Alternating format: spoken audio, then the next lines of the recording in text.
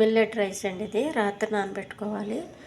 పొద్దున్న వండుకోవాలనుకుంటే మనం మధ్యాహ్నంకి భోజనానికి వండుకోవాలనుకుంటే నైట్ నానబెట్టాలండి. ఒకవేళ నైట్ వండుకోవాలనుకుంటే పొద్దున్న నానబెట్టుకోవాలండి. 12 గంటల వరకు నానాలండి. ఒక గ్లాసు మిల్లెట్టు, ఈ గ్లాసుతో 2 గ్లాసులు వాటర్ వేయాలండి.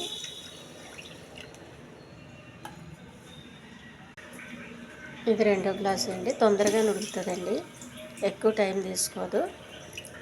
నీళ్ళు కూడా అంత ఎక్కువ వేసుకునే అవసరం ఉండదు. స్టవ్ మీద పెట్టానండి. స్టవ్ వెలిగించి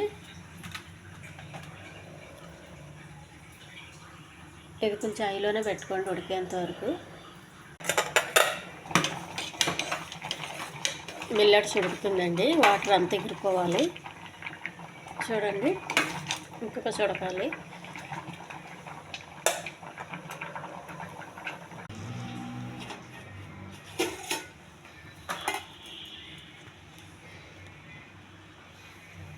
మిల్లెట్ రైస్ రెడీ అయిందండి. ఈ రెడ్ రైస్ బ్రౌన్ రైస్ ఉడికినంత టైం తీసుకోదండి. మిల్లెట్ రైస్ తొందరగా ఉడుకుతుంది, చాలా తొందరగా ఉడుకుతుందండి. వాటర్ కూడా మనం అంత వేసుకునే అవసరం లేదు, కానీ నానబెడితేనే తొందరగా ఉడుకుతుందండి. నానబెట్టకపోతే మాత్రం చాలా టైం తీసుకుంటుంది ఉడకడానికి. ఇది చాలా హెల్దీ ఫుడ్ అండి. ఇది ఈ ఛానల్ నచ్చితే సబ్స్క్రైబ్ చేయండి, షేర్ చేయండి, లైక్ చేయండి, కామెంట్ చేయండి. మీరు చేసే కామెంట్కి నేను రిప్లై ఇస్తానండి. ఇది పప్పు ఆకుకూర బాగుంటుంది. ఎక్కువగా నాన్ వెజ్ బాగుంటుందండి రైస్. నాన్ వెజ్కి అయితే తినేయాలనిపిస్తుంది. మనకు అలవాటు లేని ఫుడ్ కాబట్టి తినాలంటే కొంచెం ఆలోచిస్తాము. అందుకే నాన్ వెజ్ ఉందంటే తినేయచ్చు. ఇది పప్పు ఆకుకూర కూడా బాగుంటుందండి. ఇది చాలా హెల్దీ ఫుడ్ అండి. ఇదైతే ఫుడ్ అయితే హెల్దీ అండి. దీన్ని ఉప్మాలా చేసుకోవచ్చు ఇది తినలేని వాళ్ళు.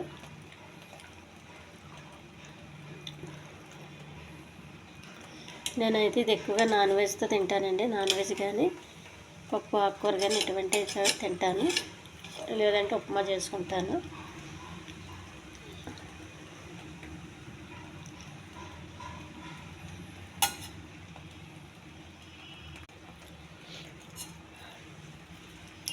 ఎప్పుడు కూడా మాడిపోకుండా చూసుకోవాలండి. కొద్దిగా వాటర్ ఉందనగానే స్టవ్ పని చేయాలి, అప్పుడు మనకు మాడదు.